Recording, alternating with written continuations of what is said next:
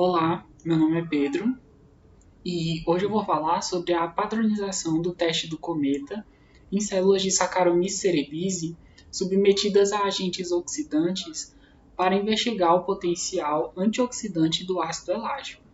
Esse estudo ele foi desenvolvido pelo Laboratório de Radicais Livres do Departamento de Biologia Celular da UNB, sob orientações da professora Elida. Bom, como introdução, eu gostaria de falar sobre a estrutura do DNA.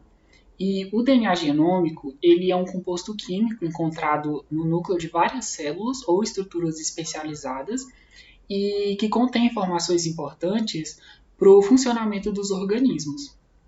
As moléculas de DNA, elas são constituídas por duas fitas, chamadas de dupla hélices, e elas são emparelhadas por meio de 4 unidades químicas chamadas de bases nucleotídicas.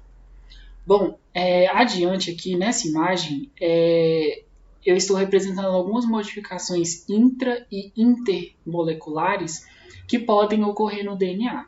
O dano ao DNA ele pode ocorrer por meio do próprio metabolismo endógeno, que produz moléculas nocivas, como as espécies reativas de oxigênio, e essas moléculas elas podem causar quebras de fitas simples, como está representado aqui, ou quebras de fitas duplas.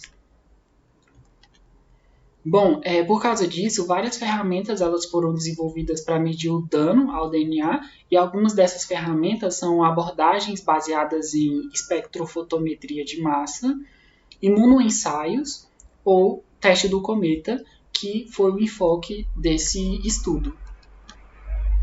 Bom, aqui tem uma ilustração feita por mim, com orientações da professora Elida, que exemplifica todas as etapas do teste do cometa.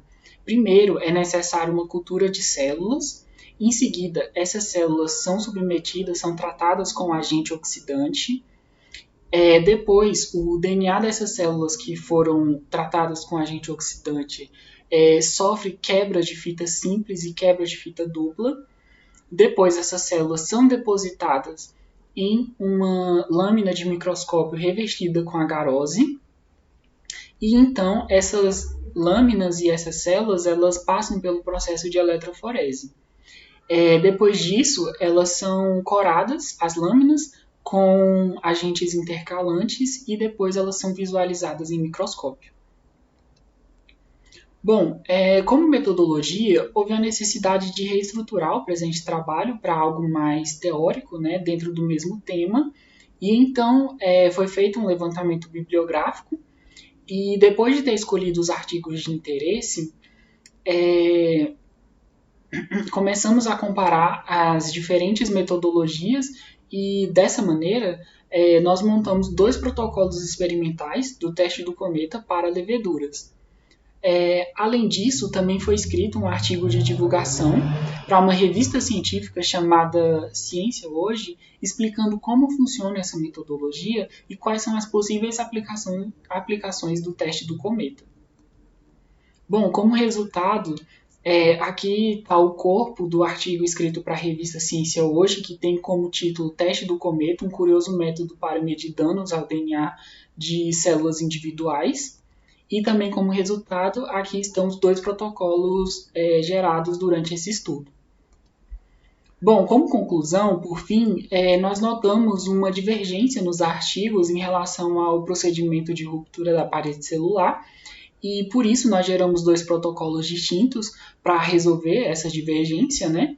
E nós esperamos que um deles seja efetivo e eles serão testados em estudos futuros no laboratório de radicais livres, mas por hora nós consideramos que houve um avanço em relação à realização bem-sucedida da padronização dos protocolos do teste do cometa para células de levedura, e dessa maneira nós almejamos que a possibilidade do avanço e da pesquisa do estudo sobre danos e reparos de DNA em células de levedura, ela possa ser aplicada também em outros organismos, criando novas perspectivas para o estudo da genotoxicidade e do reparo de DNA. Além disso, a publicação do artigo na revista Ciência Hoje, ela servirá para a divulgação do ensaio do cometa. Foi isso e muito obrigado.